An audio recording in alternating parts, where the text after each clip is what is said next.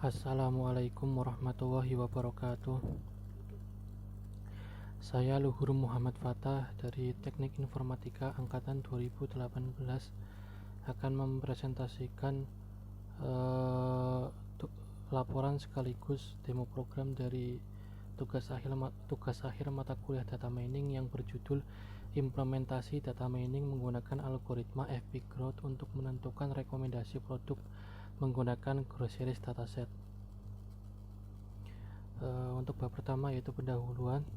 Untuk latar belakangnya, untuk mendapatkan keuntungan yang maksimal, sebuah toko harus pintar dalam menjual barang dagangannya. Dan salah satu cara yang terbukti ampuh untuk mendongkrak penjualan adalah dengan membuat rekomendasi produk. Salah satu bentuknya adalah dengan membuat paket-paket penjualan atau yang biasa disebut dengan bundling, yang berisi kumpulan kombinasi produk-produk tertentu yang bertujuan untuk menarik minat pembeli. Namun, seringkali perusahaan masih menggunakan cara manual dan hanya mengandalkan perkiraan, tanpa menggunakan data dan acuan yang akurat dalam menentukan kombinasi produk yang akan dijadikan produk rekomendasi bundling. Cara seperti ini tentu saja bukanlah cara yang paling tepat dan justru akan membuat promosi yang dilakukan sia-sia karena tidak tepat sasaran. Untuk itu, perusahaan harus menggunakan cara yang lebih akurat dan menggunakan acuan yang lebih dapat diandalkan. Dan salah satu cara yang dapat digunakan adalah dengan menggunakan data mining, yaitu sebuah proses untuk menemukan sebuah pola yang menarik dan juga pengetahuan dari sejumlah data yang jumlahnya besar. Dan salah satu informasi penting yang dapat dihasilkan dari proses data mining ini adalah frequent pattern, yaitu kumpulan pola yang paling sering muncul dari data transaksi dalam kurun waktu tertentu. Dan salah satu metode dalam data mining yang dapat digunakan untuk mendapat frequent pattern ini adalah algoritma FP Growth. FP Growth sendiri adalah sebuah algoritma yang dapat digunakan untuk melakukan pencarian frequent item set yang didapat dari FP3 dengan menjelajahi tree dari bawah menuju atas. Dan sebelumnya sudah ada penelitian yang membahas mengenai implementasi data mining dalam menentukan rekomendasi produk. Salah satunya adalah penelitian yang dilakukan oleh Arifna Ria Rizky dan Mujiono Sadikin pada tahun 2019 yang berjudul Data Mining menggunakan algoritma a priori untuk rekomendasi produk bagi pelanggan. Namun yang membedakan penelitian tersebut dengan penelitian ini adalah algoritma yang digunakan, yaitu penelitian yang dilakukan oleh Arifna Ria Rizky dan Mujiono Sadikin menggunakan algoritma a priori untuk menentukan frequent pattern, sedangkan penelitian ini akan menggunakan algoritma FP Growth sebagai algoritma utamanya. Yang selanjutnya adalah rumusan masalah. Untuk rumusan masalahnya di sini ada 3, yaitu yang pertama, bagaimana data mining menggunakan algoritma FP Growth diterapkan untuk mengetahui pola produk penjualan yang paling banyak muncul pada Groceries Dataset. Yang kedua, bagaimana pola penjualan produk pada Groceries Dataset. Dan yang ketiga adalah bagaimana rekomendasi produk terbaik untuk diterapkan pada atau yang ada pada Groceries Dataset. Untuk tujuan penelitiannya yaitu yang pertama adalah menerapkan data mining dengan menggunakan algoritma FP Growth untuk menentukan pola penjualan produk pada Groceries Dataset. Yang kedua adalah mengetahui pola penjualan produk pada Groceries Dataset. Yang ketiga adalah mengetahui rekomendasi produk terbaik untuk diterapkan pada Groceries Dataset.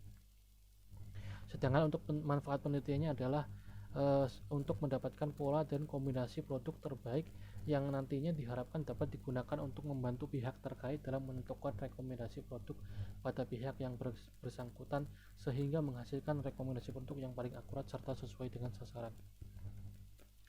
Yang selanjutnya adalah bab 2, yaitu metodologi. Penelitian ini akan dimulai dengan tahapan perumusan masalah, lalu dilanjutkan ke tahapan studi pustaka, lalu masuk ke tahapan pengolahan data menggunakan data mining. Yang selanjutnya adalah melakukan analisis dan juga pengujian hasil, lalu setelah itu dapat ditarik kesimpulan pada akhir penelitian. Dan untuk lebih jelasnya bisa dilihat dari gambar 1. Untuk selanjutnya adalah perumusan masalah. Tahap pertama dari penelitian ini adalah dengan merumuskan masalah apa saja yang akan dibahas lebih dalam nantinya pada penelitian ini.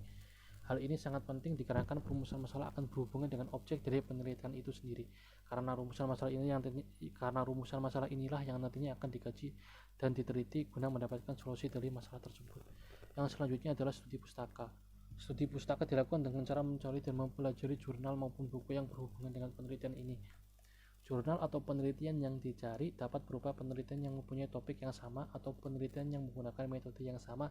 Dengan mempelajari penelitian dan buku-buku tersebut diharapkan bisa membuat penulis lebih memahami topik serta metode yang akan dibahas pada penelitian kali ini, yaitu topik mengenai rekomendasi produk dan juga algoritma yang digunakan adalah algoritma FP-Growth. Yang selanjutnya adalah proses pengolahan data menggunakan data mining. Pada tahapan ini nantinya akan dilakukan pengolahan data serta analisis agar ditemukan hasil yang diinginkan.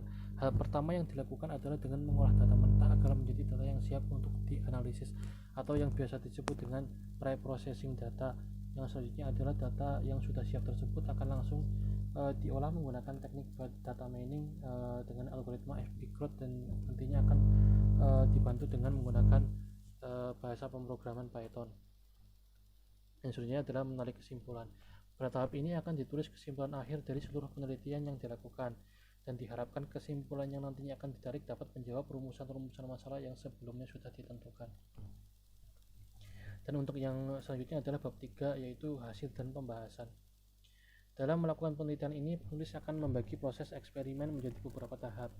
Dan tahapan-tahapan tersebut adalah yang pertama pengumpulan data, yang kedua adalah pemrosesan data, yang kedua adalah data mining, yang terakhir adalah interpretasi. Untuk tahap pengolahan data yang akan digunakan pada penelitian ini adalah dataset yang diperoleh dari situs Kaggle, yaitu dataset yang berupa Grow Series dataset yang dapat diakses melalui link yang ada pada laporan akhir ini. Dan dataset tersebut terdiri dari dataset transaksi, deskripsi item, dan juga tanggal dari transaksi tersebut. Selanjutnya adalah tahap pra pemrosesan data atau tahap pengolahan data mentah untuk mendapatkan data yang sesuai dengan untuk mendapatkan format data yang sesuai dengan yang dibutuhkan. Data yang sebelumnya sudah kita dapatkan akan diproses terlebih dahulu agar data tersebut sesuai dengan bentuk yang kita inginkan. Dan bentuk yang kita inginkan adalah bentuk yang sesuai dengan gambar 3.2, yaitu berupa sebuah tabel yang berisi transaksi dan juga item-itemnya, dan pada transaksi tersebut akan ada item yang sesuai dengan dibeli, item yang ada pada transaksi tersebut, dan ketika item tersebut ada maka akan bernilai 1 atau true, dan ketika tidak ada maka akan bernilai 0 atau false. Begitu juga seterusnya sampai semua item sudah terisi. Dan setelah data tersebut sudah diproses menggunakan setelah data tersebut sudah diproses pada tahapan data pra-processing, maka langkah selanjutnya adalah langkah pengolahan data menggunakan data mining. Adapun proses data mining akan dibagi menjadi 2 tahapan. Yang pertama adalah mencari frequent item set. Frequent item set sendiri adalah sebuah item set yang paling banyak muncul pada sebuah transaksi yang ada pada sebuah dataset. Untuk mendapatkan frequent item set dataset, kita proses menggunakan algoritma FP-Growth yang diimplementasikan dengan menggunakan bahasa Python. Berikut ini adalah contoh beberapa frequent item set yang berhasil didapatkan beserta dengan nilai supportnya. Ini hanya sebagai beberapa contoh yang penulis tuliskan. Sebenarnya ada cukup banyak item dan juga supportnya. Item berjumlah sekitar lebih dari 100 atau lebih dari 100 dengan rincian salah satunya adalah seperti Walmart dengan support 0,15 sekian, dan juga yogurt, sausage atau sosis, pastry, salty snack, Walmart, yogurt, dan selanjutnya. Data tersebut hanyalah beberapa contoh frequent item set yang berhasil didapatkan dari menggunakan algoritma FP-Growth dengan minimum support 0,01. Di sini saya menggunakan minimum support 0,01 agar mendapatkan frequent item set yang tidak terlalu banyak dan juga tidak terlalu sedikit. Tahapan selanjutnya adalah tahapan association rule. Setelah mendapatkan frequent item set tadi, hal yang selanjutnya dilakukan dalam market basket analysis adalah mencari hubungan antar item dalam dataset tersebut dan menampilkannya dalam bentuk association rule. Adapun hasil asosiasi dari proses tadi menggunakan Python dan juga beberapa library dapat dilihat pada tabel 3.3.2. Di sini terlihat ada beberapa kombinasi atau role dan juga support, confidence dan juga leave-nya. Kombinasi yang pertama adalah yogurt dan whole milk dengan support 0,01 dan confidence 0,129. Ya, pada tabel tersebut dapat kita lihat ada 4 kombinasi item yang memenuhi syarat, yaitu minimal support 0,01 dan minimal confidence 0,1. Namun dari 4 kombinasi ini terdapat satu item yang sebenarnya itu belum jelas jenisnya, yaitu item other vegetable, karena item tersebut merupakan kumpulan dari item-item lain. Untuk itu, agar kombinasi yang dihasilkan lebih akurat, di sini penulis memilih untuk tidak menyertakan item other vegetable dalam association rule ini. Nah, setelah item tersebut dihilangkan, maka akan tersisa 3 kombinasi yang dapat dilihat pada tabel 3.3.2, yaitu kombinasi yogurt whole milk, soda whole milk, rolls atau buns, dan juga whole milk. Nah, setelah itu selanjutnya adalah tahap interpretasi. Setelah melakukan proses data mining menggunakan algoritma asosiasi dan FP growth, didapatkan hasil seperti pada tabel 3.3.2. Namun tabel tersebut tidak terlihat mudah untuk dibaca, apalagi untuk orang awam. Untuk itu dibutuhkan bentuk yang lebih mudah dibaca. Dan di sini penulis akan langsung membuat kombinasi yang diperoleh menjadi bisa untuk dijadikan paket bundling. Untuk hasilnya dapat dilihat pada tabel 3.4. Nah, di sini sudah berbentuk paket bundling yang diharapkan bisa membantu pihak terkait untuk membuat rekomendasi produk yang bisa dilakukan untuk bundling. Yang pertama adalah bundling 1, yaitu yogurt dan whole milk, dan bundling 2 adalah soda dan whole milk, bundling 3 adalah rolls atau buns dan juga whole milk. Dan tabel tersebut hanya memuat 3 bundle dengan masing-masing 2 kombinasi item yang paling banyak dibeli. Hal ini dikarenakan pada proses asosiasi hanya didapatkan 3 aturan yang memenuhi syarat minimal support lebih dari atau sama dengan 0,01 dan juga minimal confidence lebih dari atau sama dengan 0,1. Dan pada percobaan ini juga penulis tidak menemukan frequent item set yang melebihi 2 kombinasi. Ini akhirnya membuat hasil akhir asosiasi hanya berupa aturan yang berisi kombinasi item, 2 kombinasi item set.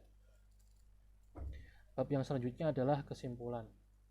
Berdasarkan pembahasan yang sudah disinggung pada penelitian implementasi data mining menggunakan algoritma FP growth untuk menentukan rekomendasi produk pada grocery dataset, maka dapat ditarik kesimpulan sebagai berikut.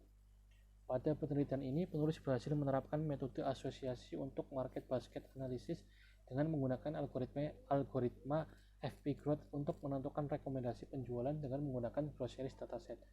Dan pada groceries dataset tersebut ditemukan 3 pola item yang paling banyak muncul, yang berupa 2 kombinasi dari 2 item, yaitu kombinasi yogurt dan whole milk, dan kombinasi soda dan whole milk, dan juga yang terakhir adalah kombinasi rolls atau buns dan whole milk.